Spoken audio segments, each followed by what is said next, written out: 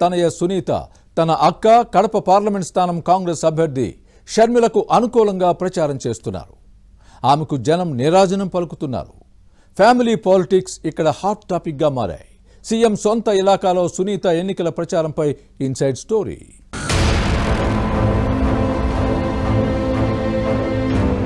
ముఖ్యమంత్రి జగన్ ప్రాతినిధ్యం వహిస్తున్న కడప జిల్లా పులివెందుల నియోజకవర్గంలో రాజకీయాలు వేడెక్కుతున్నాయి. వైఎస్ కుటుంబ రాజకీయాలకు పొరుడు పోసిన గడ్డ ఇది. ఈ ఫ్యామిలీలో విభేదాలు వస్తాయని పులివెందుల ప్రజలు ఊహించలేదు.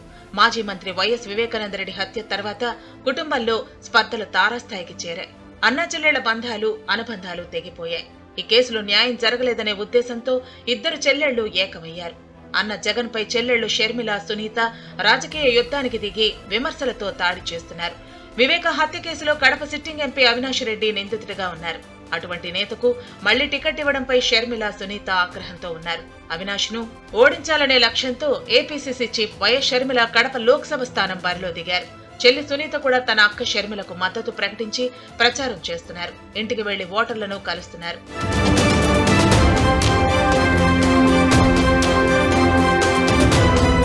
హైదరాబాద్ లో డాక్టర్ గా పనిచేస్తున్న సునీతకు రాజకీయాలంటే అస్సలు ఇష్టం ఉండదు. ఈ రంగంలో అనుభవం కూడా లేదు. తండ్రి వివేక హత్య కేసులో న్యాయం జరగకపోవడంతో ప్రజా కోర్టులో తేల్చుకోవాలని నిర్ణయించుకుని పాలిటిక్స్ లోకి ఎంట్రీ ఇచ్చారు. పులివెందుల్లో సునీత దంపతులు షర్మిల తరపున ప్రచారం చేస్తున్నారు. సీఎం జగన్ సొంత అడ్డా పులివెందుల్లో వేరే పార్టీలు ఇంటింటికి వెళ్లి ప్రచారం చేస్తే ఎవరూ స్పందించరు. కానీ షర్మిలకు ఓటు వేయమని అడుగుతున్న సునీతకు పులివెందుల ప్రజలు నీరాజనం పలుకుతున్నారనే ప్రచారం జరుగుతోంది. ప్రజల్లో వచ్చిన ఈ మార్పును చూసిన వీరు ఆశ్చర్యపోతున్నారు. జగన్ అడ్డాలో వచ్చిన ఈ చేంజ్ ని పరిశీలించి పులివెందుల ఓటర్లు వైసీపీపై అసంతృప్తిగా ఉన్నారనే అభిప్రాయానికి వచ్చారు.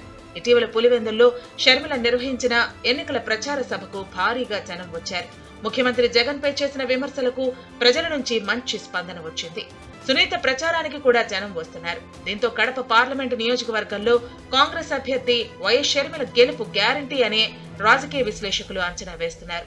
ఏం జరుగుతుందో చూడాలి.